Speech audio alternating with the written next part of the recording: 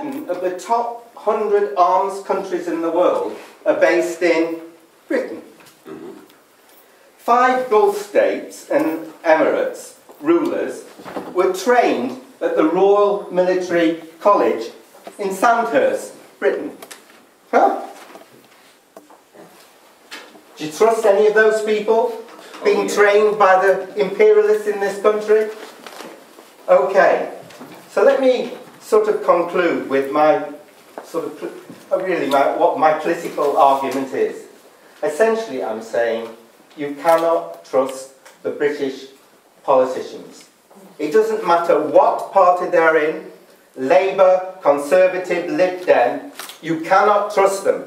Don't have any truck with them. Don't believe anything they say, because they wouldn't be in power unless they supported the interests of British imperialism.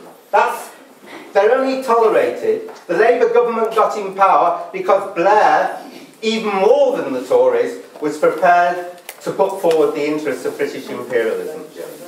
We have to understand that. We don't need Labour politicians on our platforms. What we need is the people who are doing the fighting in this country against imperialism. And that's the lesson we have to learn.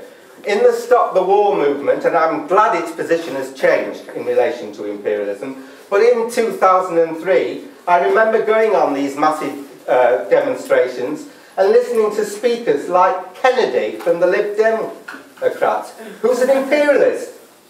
Yes, and there were Labour politicians who were imperialists, who were on platforms. What we want to hear is the views, the arguments of the people doing the fighting. And that's the lessons, it seems to me, that the Hands Off Somalia movement will learn, is learning, because it has a consistent anti-imperialist standpoint. It doesn't trust the British. It knows it has to rely on the people in order to fight the battles, not the politicians.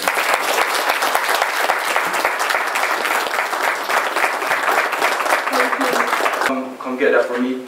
I just wanted to state that many of the issues that Haiti is facing are similar to Somalia. You know, on this leaflet it says millions donated to NGOs, yet hundreds of thousands of people are still homeless without water, food security and income. You know, I know that they are Somalians. I don't even need to have research on it. There must be. It must be. That's an answer to imperialism. It always is there. The resistance is there. So I think if anybody that already knows, if there's links, if there's connections, you should definitely try and get in touch, especially with the Hands of Somalia campaign. Make those connections, you know.